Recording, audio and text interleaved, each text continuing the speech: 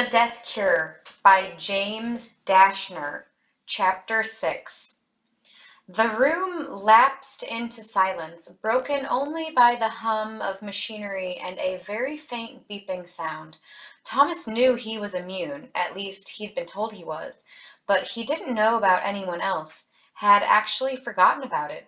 The sickening fear he'd felt when he'd first found out came flooding back. For an experiment to provide accurate results, the Rat Man continued, one needs a control group. We did our best to keep the virus from you as long as we could, but it's airborne and highly contagious. He paused, taking in everyone's gazes. Just bloody get on with it, Newt said. We all figured we had the buggin' disease anyway. You're not breaking our hearts. Yeah, Sonia added. Cut the drama and tell us already. Thomas noticed Teresa fidgeting next to him. Had she already been told something also? He figured that she had to be immune like him, that Wicked wouldn't have chosen them for their special roles otherwise. Ratman cleared his throat. Okay then, most of you are immune and have helped us gather invaluable data. Only 2 of you are considered candidates now, but we'll go into that later. Let's get to the list. The following people are not immune. Newt. Something like a jolt hit Thomas in his chest. He doubled over and stared at the floor. Ratman called out a few more names, but none Thomas knew. He barely heard them over the dizzying buzz that seemed to fill his ears and fog his mind. He was surprised at his own reaction, hadn't realized just how much Newt meant to him until he heard the declaration. A thought occurred to him. Earlier, the Ratman had said that the control subjects were like the glue that kept the project's data together, made it all coherent and relevant. The glue. That was the title given to Newt, the tattoo that was etched in his skin even now like a black scar. Tommy, slim yourself. Thomas looked up to see Newt standing there with his arms folded and a forced grin on his face. Thomas straightened back up. Slim myself? That old shank just said you're not immune to the flare. How can you? I'm not worried about the bloody flare, man. I've never thought I'd still be alive at this buggin' point. And living hasn't exactly been so great anyway. Thomas couldn't tell if his friend was serious or just trying to seem tough, but the creepy grin still hadn't left Newt's face, so Thomas forced a smile onto his own. If you're cool with slowly going crazy and wanting to eat small children, then I guess we won't cry for you. Words had never felt so empty before. Good that, Newt responded, then smile disappeared, though. Thomas finally turned his attention to the rest of the people in the room, his head still dizzy with thoughts. One of the other gladers, a kid named Jackson, who he'd never gotten to know very well, was staring into space with blank eyes, and another was trying to hide his tears. One of the girls of Group B had red, puffy eyes. A couple of her friends were huddled around her, trying to console her. I wanted to get that out of the way, Ratman said, mainly so I could tell you myself and remind you that the whole point of this operation has been to build toward a cure. Most of you, not immune, are in the early stages of the flare, and I have every confidence that you'll be taken care of before it goes too far. But the trials required your participation.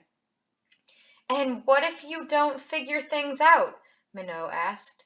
Ratman ignored him. He walked over to the closest bed, then reached up and put a hand on the odd metallic device hanging from the ceiling. This is something we're very proud of here, a feat of scientific and medical engineering. It's called a retractor, and it will be performing this procedure. It'll be placed on your face, and I promise you'll still look just as pretty when everything is done. Small wires within the device will descend and enter your ear canals. From there, they will remove the machinery in your brain. Our doctors and nurses will give you a sedative to calm your nerves and something to dull the discomfort.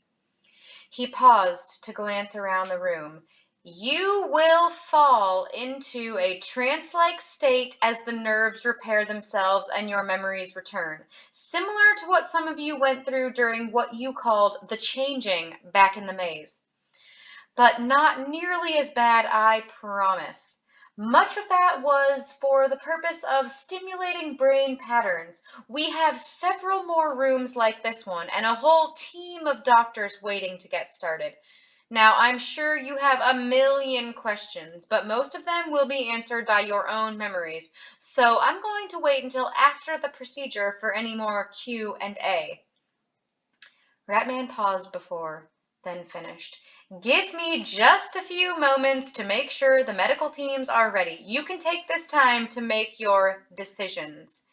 He crossed the room, the swish-swashing of his white pants the only sound cutting the silence, and disappeared through the first steel door, closing it behind him.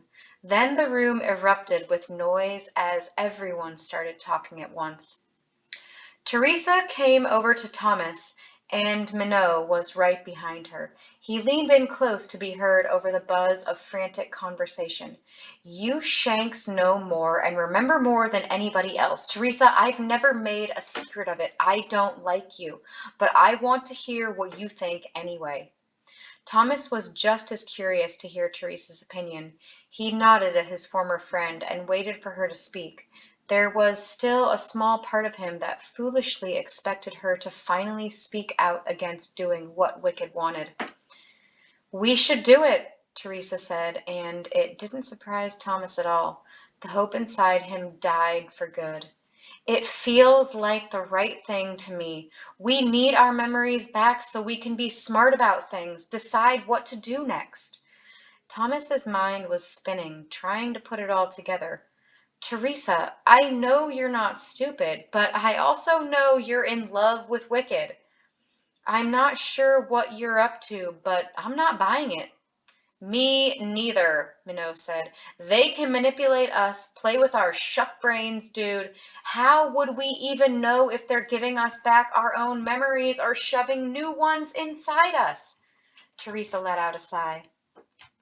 You guys are missing the whole point. If they can control us, if they can do whatever they want to us, make us do anything, then why would they even bother with this whole charade of giving us a choice? Plus, he said they'd also be taking out the part that lets them control us. It feels legit to me. Well, I've never trusted you anyway, Minot said, shaking his head slowly. And certainly not them. I'm with Thomas. What about Eris? Newt had been so quiet, Thomas hadn't even noticed that he'd walked up behind him with Frypan. Didn't you say he was with you guys before you came to the maze? What does he think? Thomas scanned the room until he found Eris talking to some of his friends from Group B. He had been hanging out with them since Thomas had arrived, which Thomas figured made sense.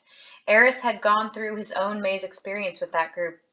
But Thomas could never forgive the boy for the part he'd played in helping Teresa back in the Scorch, luring him to the chamber in the mountains and forcing him inside. I'll go ask him, Teresa said. Thomas and his friends watched as she walked over, and she and her group started whispering furiously to each other. I hate that chick, Minot finally said. Come on, she's not so bad, Frypan offered. Minot rolled his eyes. If she's doing it, I'm not. Me neither, Newt agreed. And I'm the one who supposedly has the bloody flare, so I have no more stake in it than anybody. But I'm not falling for one more trick. Thomas had already settled on that. Let's just hear what she says. Here she comes. Her talk with Eris had been short. He sounded even more sure than us. They're all for it.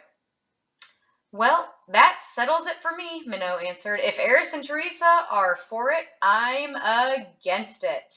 Thomas couldn't have said it better himself. Every instinct he had told him Minot was right, but he didn't voice his opinion aloud. He watched Teresa's face instead.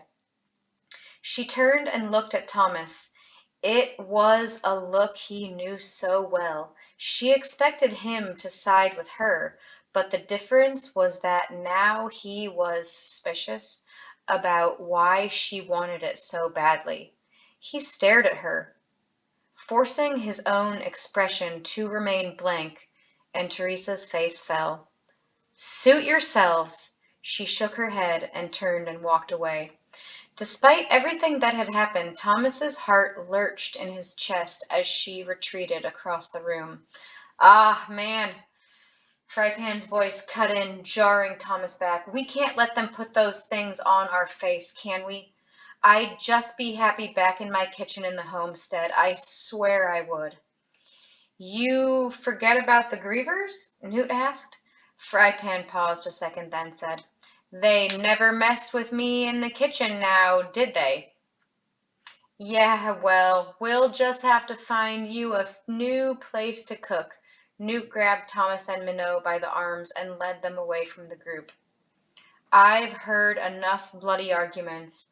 I'm not getting on one of those beds. Minot reached over and squeezed Newt's shoulder. Me neither. Same here, Thomas said. Then he finally voiced what he'd been building inside him for weeks. We'll stick around, play along, and act nice, he whispered, but as soon as we get a chance, we're going to fight our way out of this place.